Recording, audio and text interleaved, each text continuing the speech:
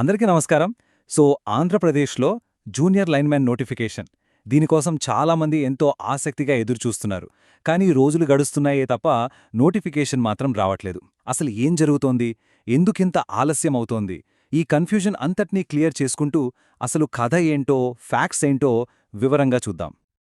Okay, ముందుగా ఒక positive విషయంతో స్టార్ట్ చేద్దాం. ఇక్కడ కనిపిస్తోంది కదా, 1711. ఏంటి ఈ నంబర్ అనుకుంటున్నారా? ఇదే ఆంధ్రప్రదేశ్ ప్రభుత్వం అధికారికంగా అప్రూవ్ చేసిన మొత్తం జూనియర్ లైన్మెన్ పోస్టుల సంఖ్య. అంటే 1700 పైన. ఇదేమీ చిన్న నంబర్ కాదు, చాలా పెద్ద అవకాశం. అంటే ఇంతమందికి ఉద్యోగాలు రాబోతున్నాయన్నమాట. సరే, అవకాశాల వాగ్దానం, ఆమోదించబడిన ఖాళీలు అంటే ఇందాక మనం చూసిన ఆ 1711 పోస్టుల భర్తీకి మన state government already green signal ఇచ్చేసింది. దాని అర్థమేంటి? ఈ రిక్రూట్మెంట్ జరగడమైతే పక్కా. ముఖ్యంగా ఐటీఐ ఎలక్ట్రికల్ ట్రేడ్ పూర్తి చేసిన వాళ్లకి ఇది నిజంగా ఒక గోల్డెన్ ఆపర్చునిటీ. అంతా బానే ఉంది కదా, మరి ప్రాబ్లం ఎక్కడొచ్చింది? ఒక్క నిమిషం, మనం అసలు విషయంలోకి వెళ్లే ముందు క్విక్గా ఈ జూనియర్ లైన్మెన్ అంటే జేఎల్ఎం అంటే ఏంటో చూద్దాం. ఇది ఎలక్ట్రిసిటీ డిపార్ట్మెంట్లో ఒక entry level technical job. Power లైన్ల మెయింటెనెన్స్ అంతా వీళ్లే చూసుకుంటారు. చాలా ముఖ్యమైన పోస్ట్ ఇది. ఇక క్వాలిఫికేషన్ విషయానికొస్తే ఎలక్ట్రికల్ ట్రేడ్లో ఐటీఐ చేసి ఉండాలి. ఇది చాలామందికి తెలిసిన విషయమే. ఒక అనిశ్చిత కాలక్రమం. అసలు నోటిఫికేషన్ ఎందుకు రాలేదు? రైట్, ఇప్పుడు మనం అసలు పాయింట్కొస్తున్నాం. అందరి మైండ్లో ఉన్న మెయిన్ క్వశ్చన్ ఇదే. గవర్నమెంట్ పర్మిషన్ ఇచ్చింది, పోస్టులు రెడీగా ఉన్నాయి, మరి నోటిఫికేషన్ ఎందుకు ఇంకా రిలీజ్ కాలేదు? ఈ డిలే వెనుక రీజన్ ఏంటి? ఈ టైమ్లైన్ చూస్తే మనకొక క్లారిటీ వస్తుంది. చూడండి, మొదట గవర్నమెంట్ గ్రీన్ సిగ్నల్ ఇచ్చింది. అంతా బాగానే ఉంది. నవంబర్లో నోటిఫికేషన్ వస్తుందని అందరూ గట్టిగా నమ్మారు, కానీ రాలేదు. ఆ తర్వాత డిసెంబర్లో అయితే పక్కా వస్తుందని ఏకంగా సిపిడిసిఎల్ సీఎండీ గారే చెప్పారు. కానీ డిసెంబర్ కూడా సగం అయిపోయింది, ఇప్పటికీ దాని ఊసేలేదు. ఇప్పుడు లేటెస్ట్గా ఏమంటున్నారంటే జాన్వరిలో రావచ్చు అని. ఇలా డేట్స్ మీద డేట్స్ మారుతూ ఉండటం సహజంగానే అభ్యర్థుల్లో టెన్షన్ పెంచుతోంది. ఇక్కడ మనం ఒక ముఖ్యమైన పాయింట్ గమనించాలి. అదేంటంటే ఇది ఎవరో చెప్పిన మాట కాదు, జస్ట్ ఒక రూమర్, అంతకన్నా కాదు. Central power distribution company limited అంటే సిపిడిసిఎల్కి సంబంధించిన చైర్మన్ అండ్ మేనేజింగ్ డైరెక్టర్ అంటే సీఎండీ గారే స్వయంగా చెప్పారు. ఏమని? డిసెంబర్లో 860 జేఎల్ఎం పోస్టులకి నోటిఫికేషన్ ఇస్తామని.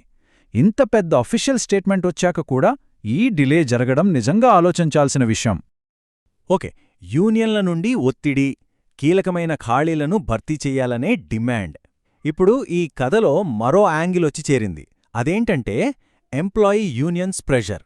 ఈ ఖాళీ పోస్టులని వెంటనే ఇమ్మీడియట్గా ఫిల్ చేయాలని వాళ్లు గవర్నమెంట్ని గట్టిగా డిమాండ్ చేస్తున్నారు.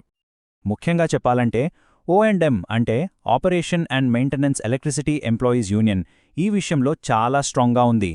ఆ యూనియన్ రాష్ట్ర అధ్యక్షుడు పాలరాజుగారు ఈ ఖాళీల వల్ల గ్రౌండ్ లెవెల్లో పనిచేయడం ఎంత ఇబ్బందిగా మారిందో వివరిస్తున్నారు. అందుకే వెంటనే ఈ రిక్రూట్మెంట్ స్టార్ట్ చేయాలని వాళ్లు పబ్లిక్గా డిమాండ్ చేస్తున్నారు. ఇక్కడ చూడండి, ఇది యూనియన్ ప్రెసిడెంట్ పాలరాజుగారు చెప్పిన మాట. 15,000 సర్వీసులు ఉన్న చోట కేవలం 1 లేదా 2 సిబ్బందితో పనిచేయడం దారుణం. ఒక్కసారి ఊహించుకోండి పరిస్థితి ఎంత సీరియస్గా ఉందో. 15,000 కనెక్షన్స్కి కేవలం 1-2 స్టాఫ్ అంటే వర్క్లోడ్ ఏ రేంజ్లో ఉంటుందో అర్థం చేసుకోవచ్చు.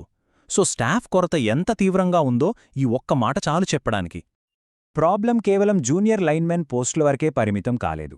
ఒక్క ఏపీ సిపిడిసిఎల్ రీజియన్లోనే చూసుకుంటే 860 జేఎల్ఎం పోస్టులు ఖాళీగా ఉన్నాయి.